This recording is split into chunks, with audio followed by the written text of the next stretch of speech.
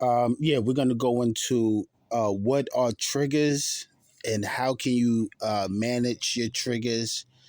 How can you even recognize your triggers? We're going to go into that a little bit later, but I just wanted to do this quick spill before I run out. And yeah, it can be very dangerous when you're dealing with people, right? We have, like, I guess we call it social friends on these social platforms, right? Now, I was just watching a video where someone was doing something on purpose and they fell on stage. They fell on stage, but you can tell they was doing it on purpose.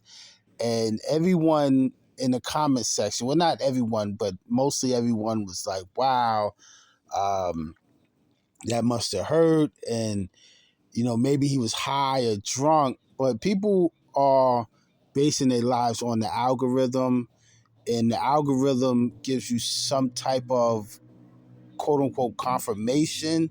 So I think people are figuring out the algorithm and they're running with it. I was saying this last week where we're living in a culture now where people are, it's like you dumb yourself down, you get more noticed by a certain crowd, and you start to believe that you're worthy. You do the most outlandish thing to get noticed or to put yourself in the algorithm. And then when you go outside into reality, and now you're feeling some type of way because you don't get that same attention.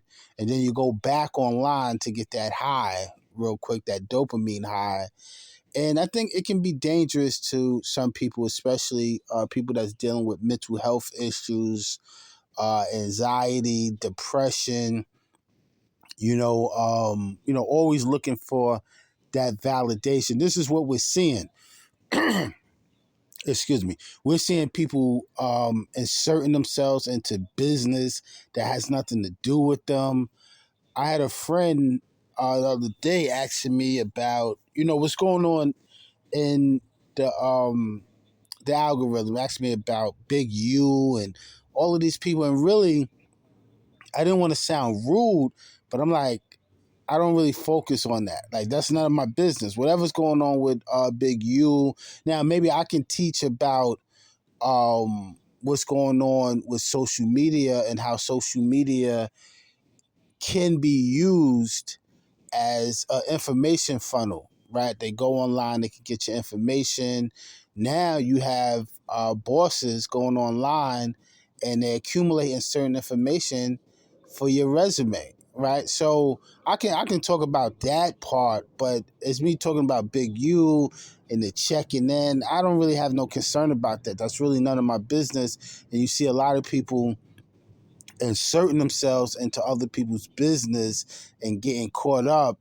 And when the police starts to knock on their door, they'll scratch their head and wonder why. Mind your mind. I remember Eman Issa used to say, mind your mind. And, so it's deep. I was just having a conversation with one of my little buddies, and I was telling him, you have to be careful even with the chats that you in. Even the comments that you comment, the people that's in your chats, you have to be very careful. And a lot of times in this day and time, people are like, yo, why don't this person rock with me or that person rock with me? And sometimes it's a blessing, man. Sometimes it's a blessing that certain people are not jacking you. Just put it like that. It's a blessing that certain people are not jacking you. You're like, yo, you don't feel like the in crowd. You don't want to be a part of that crowd, man, because it's getting deep to now where this is probably the first source where certain agents, certain federal agents, police department come to get certain information, man. You listen to some of these podcasts and you're like, wow, what are these brothers or sisters saying up here, man? Do they understand how much attention that they're bringing to themselves,